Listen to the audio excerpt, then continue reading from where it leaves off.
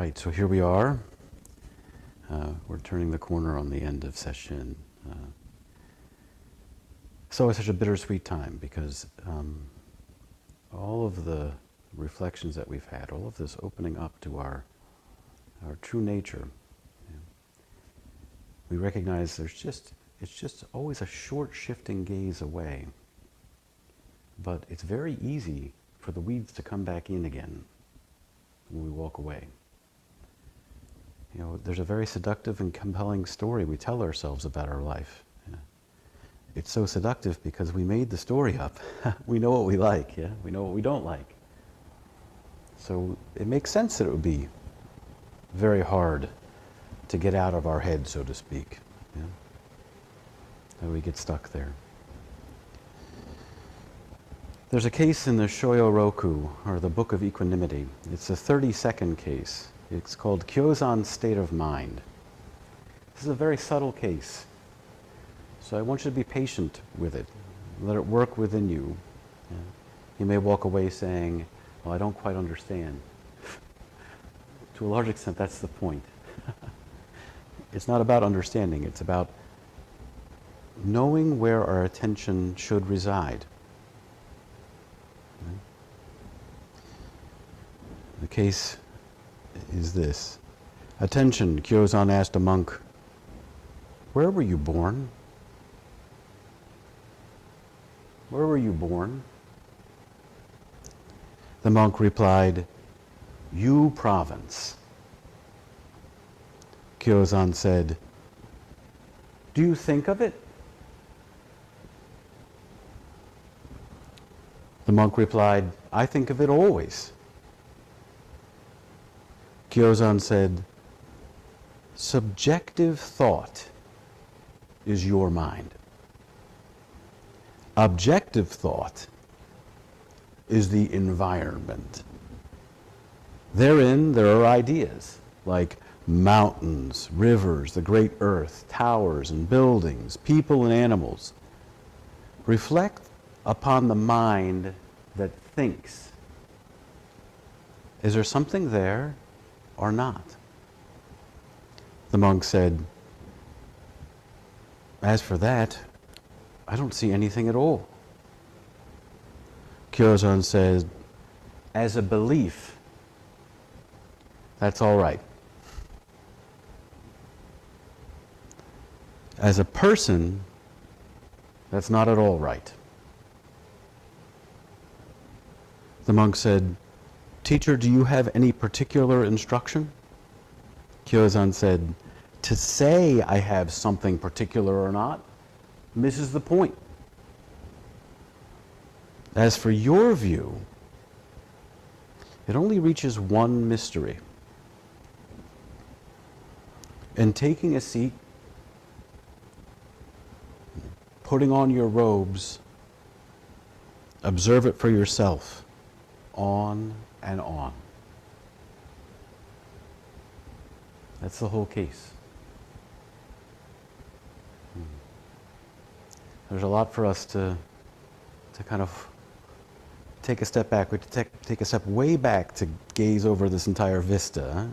It's a long exchange. Kyōzan lived in the 9th century, and he was a student of Isan. Yeah. Isan once told Kyōzan, when thoughts are exhausted, you've arrived at the source. And at the source, that's where your true nature is revealed. We've been talking a lot about this weekend, haven't we? All the thoughts that come up, all the judgments, all the ideas, all the killing, all the stealing, all the lying. But when you trace it back to the source, when you move beyond the self that you've constructed, that's beyond any concepts, words, or ideas. And in that place, there's no separation, there's no distinction. There we find our true abode, we find our home.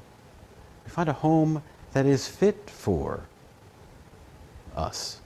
Yeah? Not some idea of what it should be. Not some heavenly palace paved with gold. We find our actual true abode.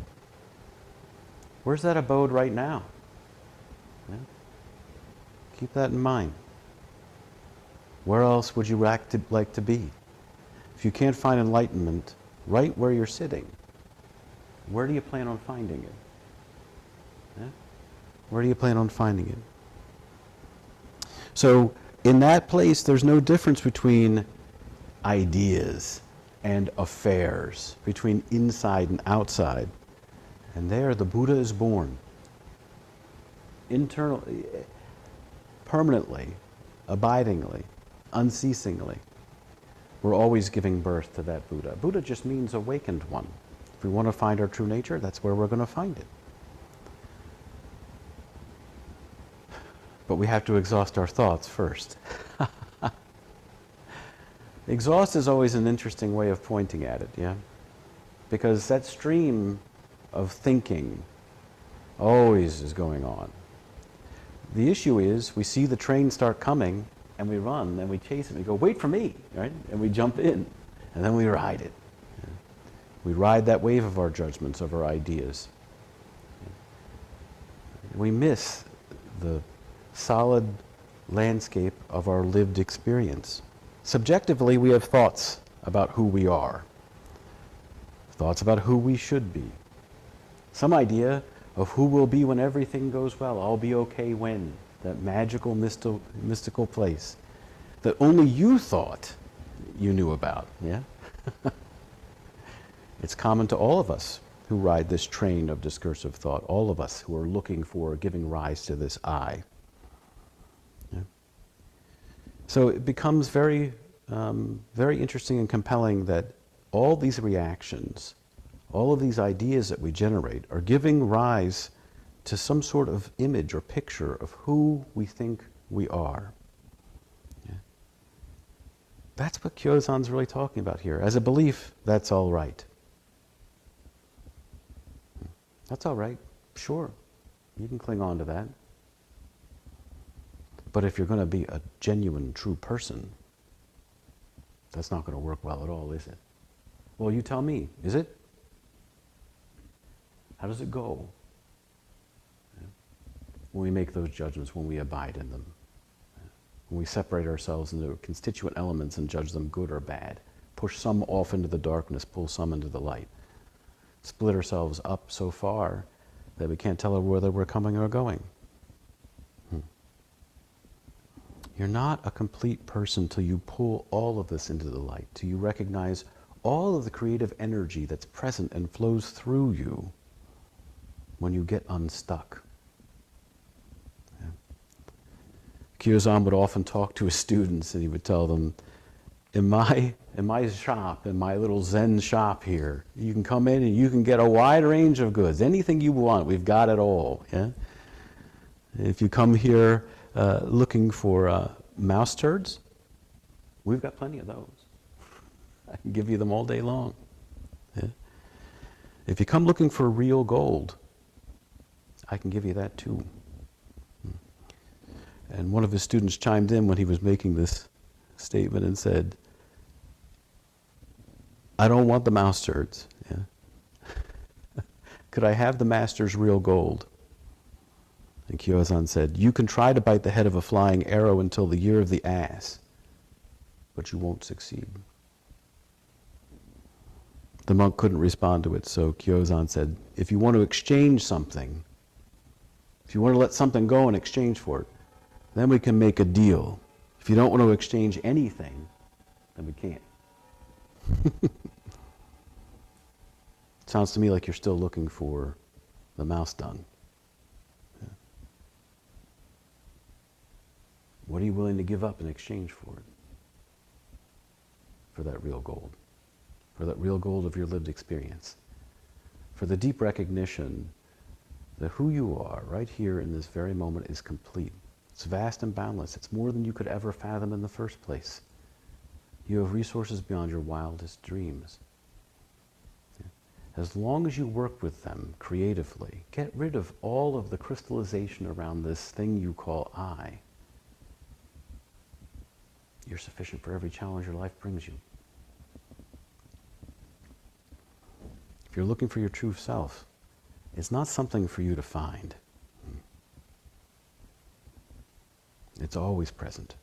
It's always present when you stop looking, because when you look, you naturally and instinctively look in the wrong place. Carl Jung had another way of pointing to it. Carl Jung was a famous father of Jungian psychoanalysis. Yeah? And he had a book called The Red Book, or Liber Novus. And he has a section called Experiences in the Desert.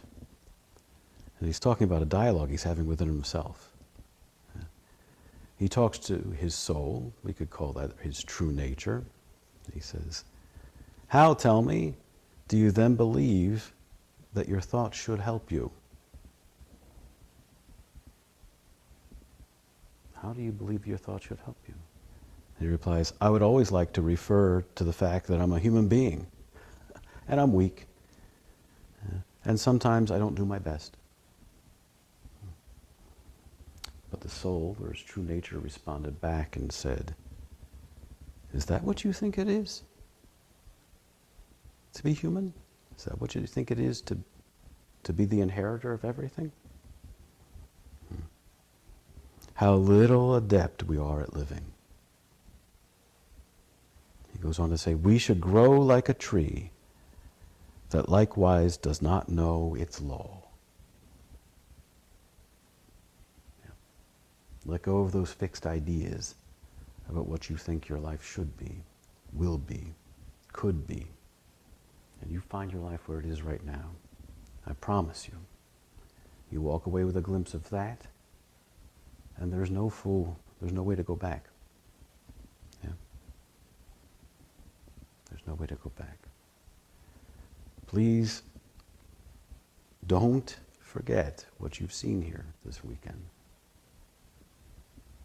You'll have a little halo effect if you don't continue to practice, where you'll continue to see through some of these delusive ideals that are constantly springing up. But if you don't continue to practice, I promise those weeds will grow fast, and they will choke this up. And they'll cover the path that you've already hewn through, some of those more complicated undergrowth patterns. Yeah. Continue on this way. If you don't continue to practice, no one continues to practice. Practice like your life depends on it. You know why? Because your life depends on it.